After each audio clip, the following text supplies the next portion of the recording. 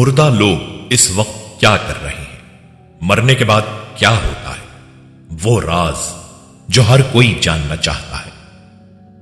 بسم اللہ الرحمن الرحیم۔ السلام علیکم ناظرین، موت ایک ایسی حقیقت ہے جس سے کوئی انکار نہیں کر سکتا۔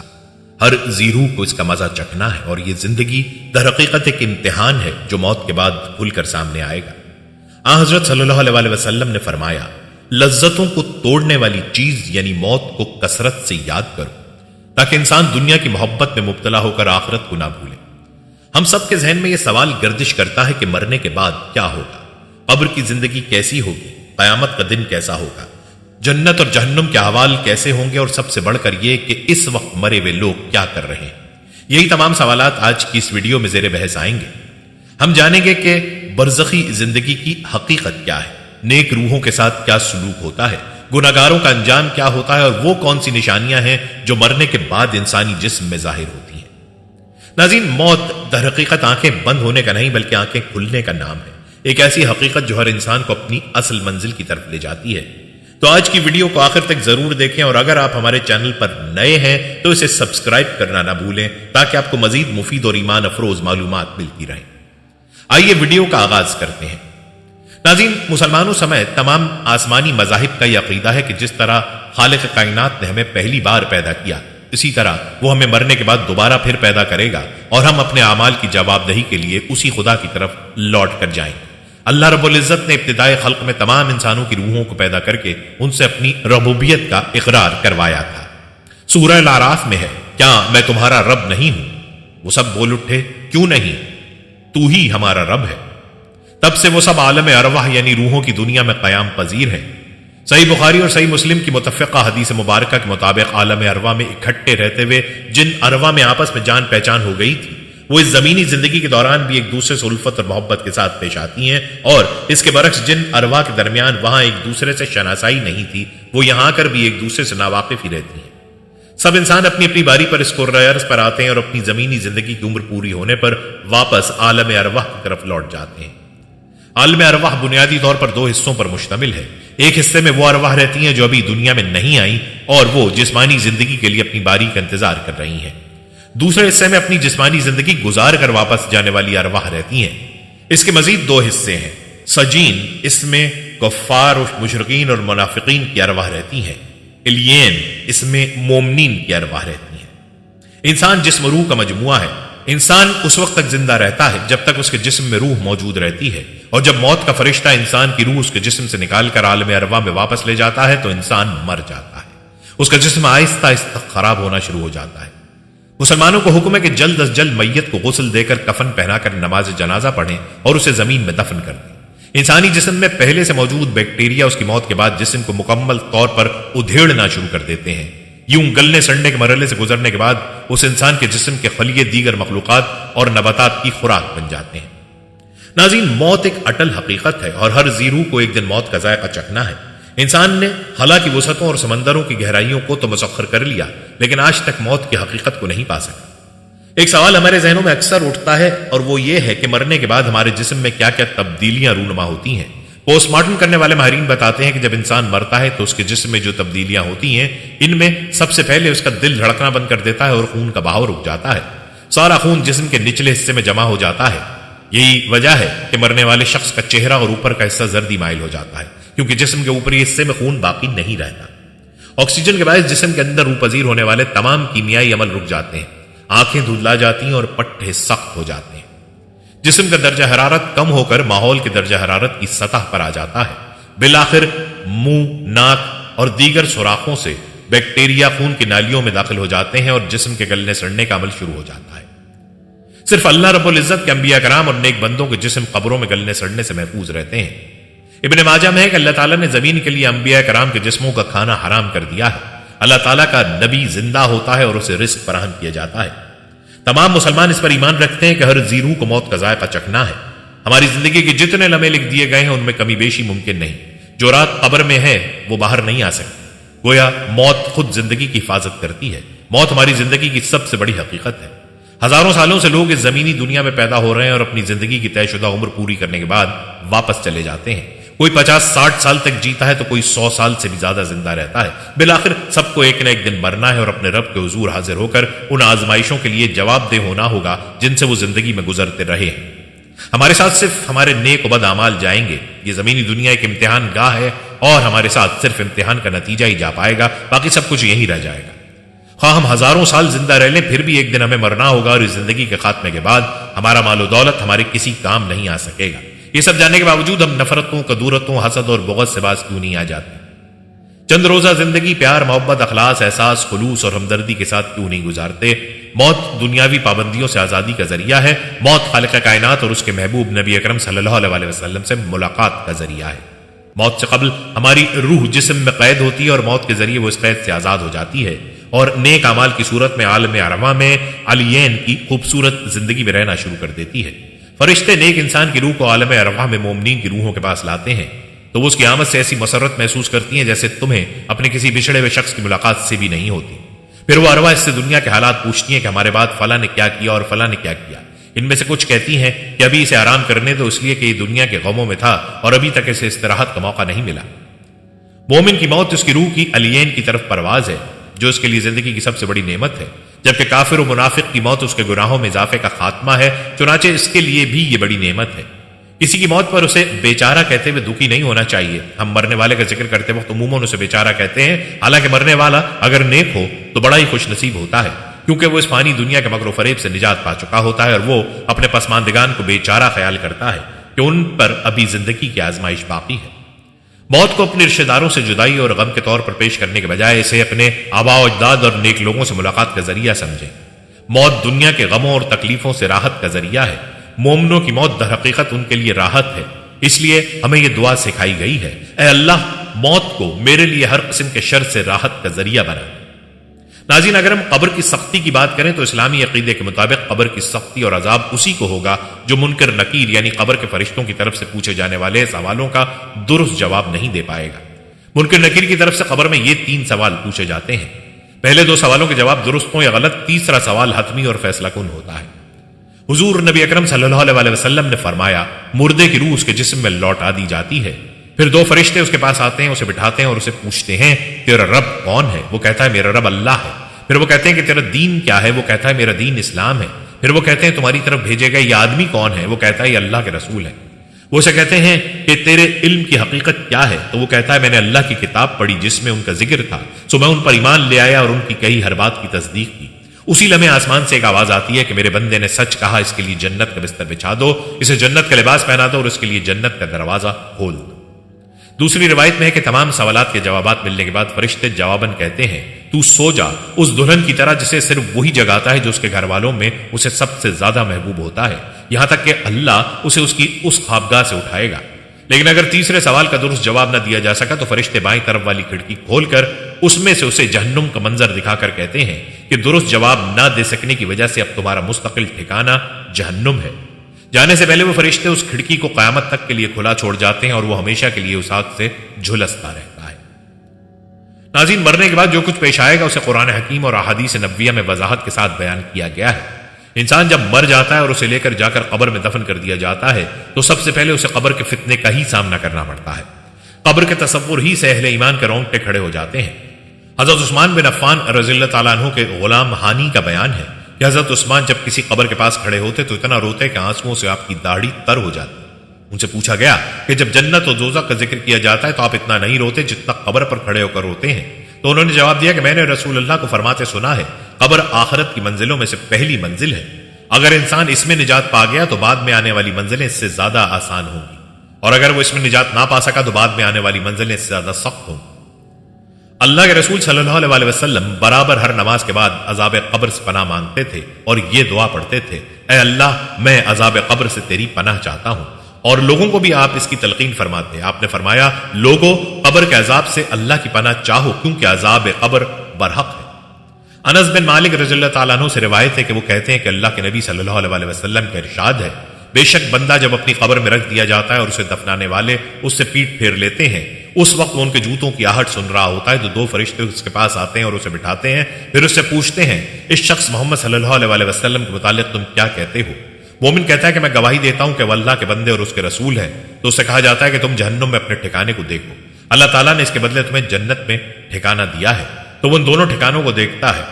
رہا منافق اور کافر، تو اس سے کہا جاتا ہے تم اس شخص محمد صلی اللہ علیہ وسلم کے متعلق کیا کہتے ہو؟ وہ کہتا ہے مجھے کچھ پتا نہیں، میں تو وہی کہتا تھا جو لوگ کہتے تھے۔ تو اس سے کہا جاتا ہے تو نے نہ جاننے کی کوشش کی اور نہ ہی تو نے قرآن پڑھا۔ پھر اس کو لوہے کے ہتھیار سے زور سے مارا جاتا ہے کہ اس کی چیخیں نکل آتی ہیں، جنہیں وہ ساری چیزیں سنتی ہیں جو اس کے قریب ہوتی ہیں سوائے انسان اور جنات۔ صحیح مسلم کی ایک روایت میں حضرت قتادہ بیان کرتے ہیں کہ جب ہم سے بھی یہ ذکر کیا گیا کہ مومن کی قبر کو 70 ہاتھ تک کشادہ کر دیا جاتا ہے اور قیامت تک کے لیے اس میں نعمتیں اور شادابیاں بھر دی جاتی ہیں۔ صحیح حدیث میں ہے کہ مومن جو ان دونوں فرشتوں کے سوالوں کا صحیح جواب دے دیتا ہے تو آسمان سے ندا آتی ہے کہ میرے بندے نے سچ کہا، اس کے لیے جنت سے بستر لا کے بچھا دو اور اسے جنت کا لباس پہنا دو اور اس کے لیے جنت کا ایک دروازہ کھول دو۔ چنانچہ اس کے پاس جنت کی خوشبو اور نعمتیں آتی رہتی ہیں اور اس کی قبر کو حد نگاہ تک وسیع کر دیا جاتا ہے۔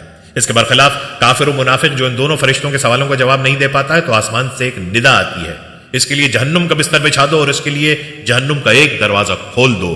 چنانچہ اس سے جہنم کی بدبو اور گرم ہوا اس کے پاس آتی رہتی ہے اور اس کی قبر کو اتنا تنگ کر دیا جاتا ہے کہ اس کی دونوں پسلیاں باہم مل جاتی ہیں۔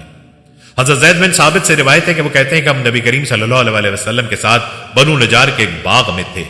آپ اپنے خچر پر سوار تھے کہ اچانک خچر بدکنے لگا، قریب تھا کہ وہ آپ کو نیچے گرا دے۔ ہمیں وہاں کچھ قبریں نظر آئیں۔ آپ نے پوچھا ان قبر والوں کو تم میں سے کوئی جانتا ہے؟ تو ہم میں سے ایک شخص نے عرض کیا اللہ کے رسول میں جانتا ہوں۔ آپ نے پوچھا بتاؤ یہ کب فوت ہوئے تھے؟ اس نے کہا کہ شرک کی حالت ہی میں مر گئے تھے۔ تو آپ نے فرمایا بے شک یہ لوگ اپنی قبروں میں آزمائے جا رہے ہیں، مجھے ڈرنا ہوتا کہ تم مردوں کو دفنانا چھوڑ دو گے تو میں اللہ تعالیٰ سے دعا کرتا کہ وہ تمہیں قبر کے عذاب کو سنا دے جو میں سنتا ہوں۔ عبداللہ بن مسعود سے روایت ہے کہ رسول اللہ صلی اللہ علیہ وسلم نے فرمایا بے شک مردوں کو ان کی قبروں میں عذاب دیا جاتا ہے یہاں تک چوپائے ان کی آوازیں سنتے ہیں۔ یاد رکھیے عذاب قبر سے مراد عذاب برزخ ہے، جو ابھی اس کا مستحق ہوگا اسے یہ عذاب چکھنا پڑے گا، خواہ اسے قبر میں دفن کیا جائے یا آگ میں جلا دیا جائے یا دریا میں ڈال دیا جائے یا کسی درندے نے اسے کھا لیا ہو، کوئی بھی صورت ہو اسے یہ عذاب پہنچ کر رہے گا۔ اللہ تعالیٰ ہر چیز پر قادر ہے، اسے کوئی چیز عاجز نہیں کر سکتی۔ لہٰذا میرے بھائیو ہمیں قبر کے عذاب سے بچنے کی فکر کرنی چاہیے۔ حضرت برا بن عازب رضی اللہ تعالیٰ عنہ سے روایت ہے، وہ کہتے ہیں کہ ہم رسول اللہ صلی اللہ علیہ وسلم کے ساتھ ایک جنازے میں تھے۔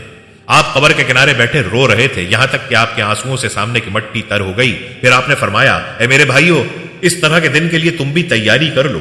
لہٰذا ناظرین قبر کی زندگی کے لیے تیاری کرنی چاہیے اور اس دن کی تیاری ایمان اور عمل صالح کے ذریعے ہی ہو سکتی ہے۔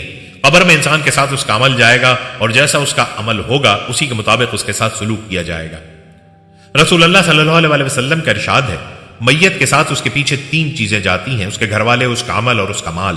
پھر 2 چیزیں واپس لوٹ آتی ہیں اور ایک ہی چیز اس کے ساتھ باقی رہتی ہے، اس کے گھر والے اور اس کا مال واپس آ جاتا ہے اور اس کا عمل اس کے ساتھ باقی رہتا ہے۔ اس لیے ہم میں سے ہر ایک پر یہ گھڑی آنے والی ہے، لہٰذا ہم میں سے کسی کو بھی اس سے غافل نہیں رہنا چاہیے۔ ایمان کے ساتھ ہمیں کثرت سے نیک اعمال کرتے رہنا چاہیے۔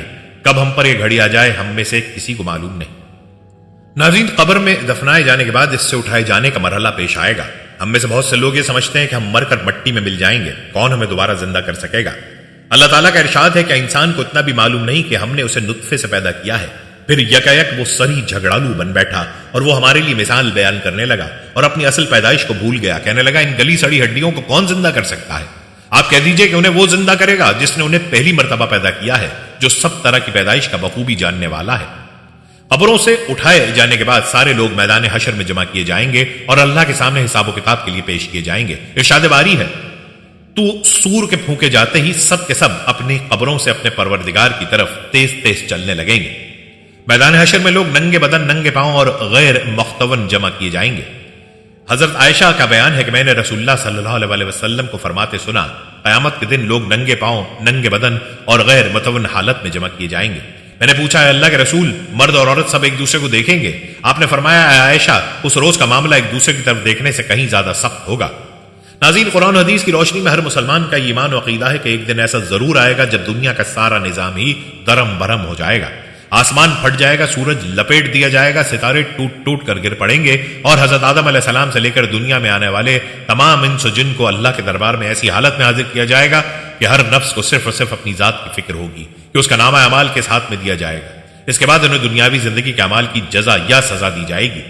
اس دن کو یوم القیامہ کہا جاتا ہے۔ قرآن و حدیث میں اس دن کی سختی اور ہولناکی کو بیان کرتے ہوئے فرمایا گیا کہ قیامت کا دن 50,000 سال کے برابر ہوگا۔ قرآن کریم میں تقریباً 70 جگہوں پر یوم القیامہ کا لفظ وارد ہوا ہے، اور الیوم الاخر ودار الاخرہ جیسے الفاظ کا ذکر قرآن کریم میں 20 مرتبہ ہوا ہے۔ نہ صرف مسلمانوں بلکہ عیسائیوں اور یہودیوں کا بھی یہ عقیدہ ہے کہ ایک دن دنیا اور دنیا کی ساری نقل و حرکت ختم ہو جائے گی اور انسان کے دنیاوی اعمال کے مطابق اللہ کے حکم پر جنت یا جہنم کا فیصلہ سنایا جائے گا۔ دیگر قومیں بھی کسی نہ کسی شکل میں قیامت کے دن کو تسلیم کرتی ہیں۔ عقل کا تقاضا بھی یہی ہے کہ اس پوری کائنات کے وجود کا کوئی اہم مقصد ضرور ہونا چاہیے اور اشرف المخلوقات کو اپنے کیے ہوئے اعمال کی جزا یا سزا ضرور ملنی چاہیے۔ قیامت کب واقع ہوگی صرف اللہ تعالیٰ ہی جانتا ہے۔ البتہ قیامت تک آنے والے تمام انس و جن کے نبی حضرت محمد مصطفیٰ صلی اللہ علیہ وسلم نے ایک مرتبہ شہادت اور درمیان والی انگلی کو ملا کر ارشاد فرمایا کہ جس طرح یہ دونوں انگلیاں ایک دوسرے سے ملی ہوئی ہیں بس سمجھیں کہ میں بھی قیامت کے ساتھ اس طرح بھیجا گیا ہوں۔ یعنی حضور اکرم قیامت کے درمیان کا وقت دنیا کے وجود سے لے کر حضور اکرم کی بعثت تک گزرے ہوئے زمانے کے مقابلے میں بہت کم ہے، اور حضرت محمد مصطفیٰ صلی اللہ علیہ وسلم کے بعد قیامت تک کوئی نبی نہیں آئے گا۔ نیز اس امت کے افراد کی عمریں بہت کم ہے، لہٰذا ہمیں ہر وقت اس عظیم دن کی تیاری کرنی چاہیے۔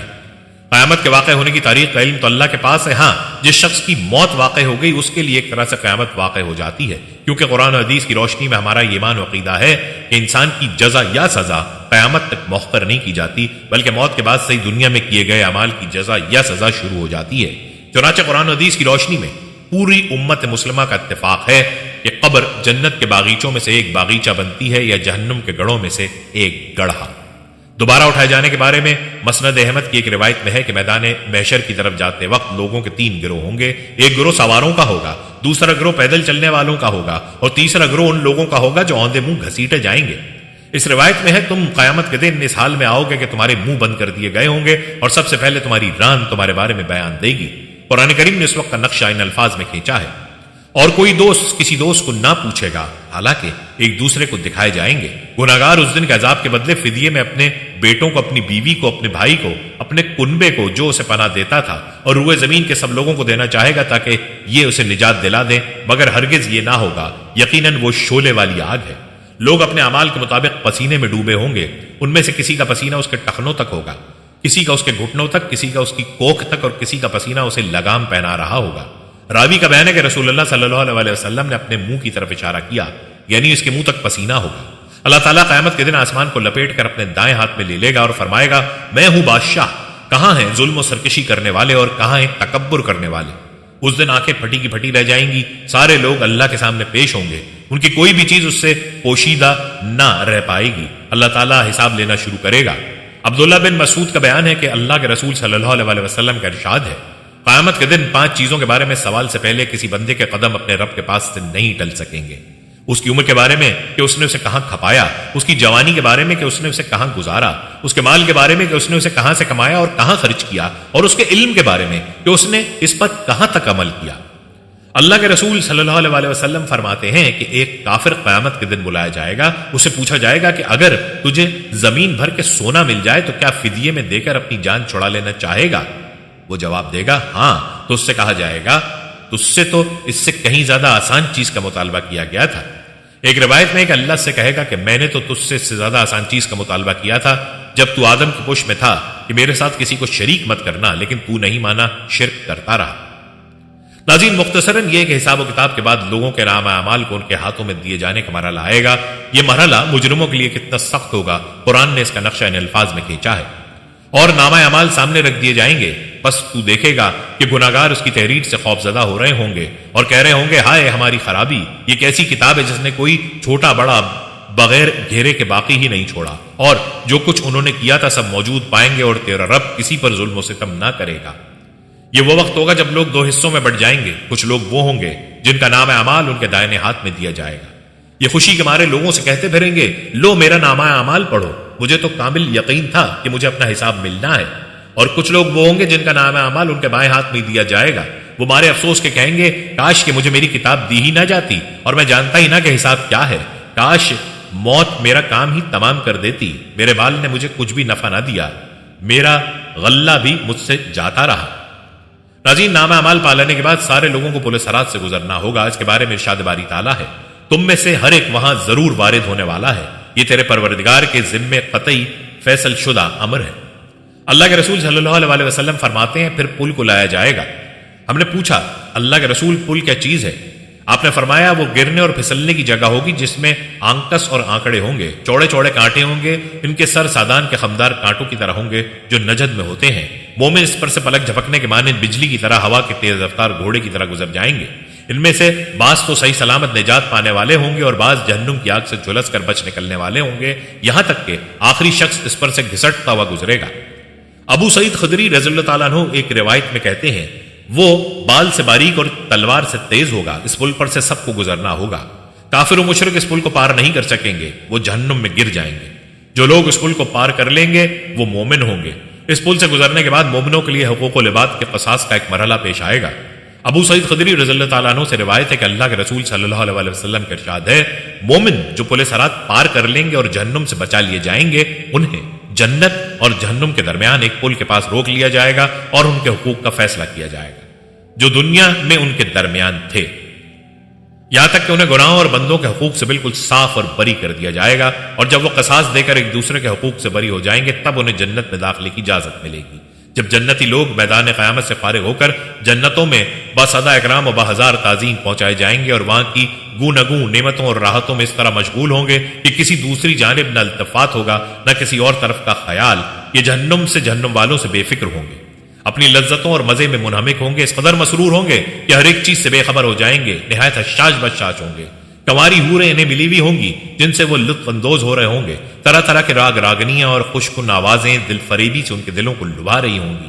اس کے ساتھ ہی اس لطف و سرور میں ان کی بیویاں اور ان کی حوریں بھی شامل ہوں گی۔ جنتی میویدار درختوں کے ٹھنڈے اور گھنے ساؤں میں بد آرام تختوں پر تکیوں سے لگے بے غمی اور بے فکری کے ساتھ اللہ کی مہمانداری سے مزے اٹھا رہے ہوں گے۔ ہر قسم کے میوے بکثرت ان کے پاس موجود ہوں گے اور بھی جس چیز کو جی چاہے جو خواہش ہو پوری ہو جائے گی۔ سنن ابن ماجہ کی کتاب الزہد میں اور ابن ابی حاتم میں ہے رسول اللہ صلی اللہ علیہ وسلم نے فرمایا کیا تم میں سے کوئی اس جنت میں جانے کا خواہش مند اور اس کے لیے تیاریاں کرنے والا اور مستعدی ظاہر کرنے والا ہے جس میں کوئی خوف و خطر نہیں؟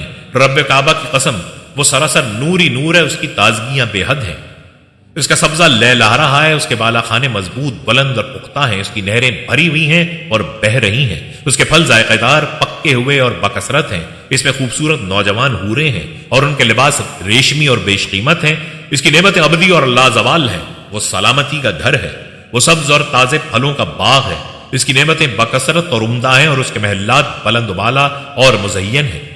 یہ سن کر جتنے صحابہ رضی اللہ عنہم تھے سب نے کہا یا رسول اللہ ہم اس کے لیے تیاری کرنے اور اس کے حاصل کرنے کی کوشش کرنے والے ہیں۔ آپ صلی اللہ علیہ وسلم نے فرمایا انشاءاللہ کہو، چنانچہ انہوں نے کہا انشاءاللہ۔ اللہ کی طرف سے ان پر سلام ہی سلام ہے، خود اللہ کا اہل جنت کے لیے سلام ہے، جیسے فرمایا سورہ الاحزاب میں ہے ان کا تحفہ جس روز وہ اللہ سے ملیں گے سلام ہوگا۔ رسول اللہ صلی اللہ علیہ وسلم فرماتے ہیں جنتی اپنی نعمتوں میں مشغول ہوں گے کہ اوپر کی جانب سے ایک نور چمکے گا، یہ اپنا سر اٹھائیں گے تو اللہ تعالیٰ کے دیدار سے مشرف ہوں گے اور رب فرمائے گا السلام علیکم یا اہل الجنہ۔ جنتی صاف طور سے اللہ کو دیکھیں گے اور اللہ انہیں دیکھے گا، کسی نعمت کی طرف اس وقت وہ آنکھ بھی نہ اٹھا پائیں گے یہاں تک کہ حجاب حائل ہو جائے گا اور نور و برکت ان کے پاس باقی رہ جائے گی۔ حضرت عمر بن عبدالعزیز رحمۃ اللہ علیہ فرماتے ہیں کہ اللہ تعالیٰ جب دوزخیوں اور جنتیوں سے فارغ ہوگا تو ابر کے سائے میں متوجہ ہوگا، فرشتے اس کے ساتھ ہوں گے، جنتیوں کو سلام کرے گا اور جنتی جواب دیں گے اور اس وقت اللہ تعالیٰ فرمائے گا مجھ سے مانگو جو چاہو۔ یہ کہیں گے پروردگار سب کچھ تو موجود ہے، کیا مانگیں؟ اللہ فرمائے گا ہاں ٹھیک ہے، پھر بھی جو جی میں آئے طلب کرو۔ وہ کہیں گے بس تیری رضامندی مطلوب ہے۔ اللہ تعالیٰ فرمائے گا وہ تو میں تمہیں دے چکا اور اسی کی بنا پر تم میرے اس مہمان خانے میں آئے اور میں نے تمہیں اس کا مالک بنا دیا۔ جنتی کہیں گے پھر اللہ ہم تجھ سے کیا مانگیں؟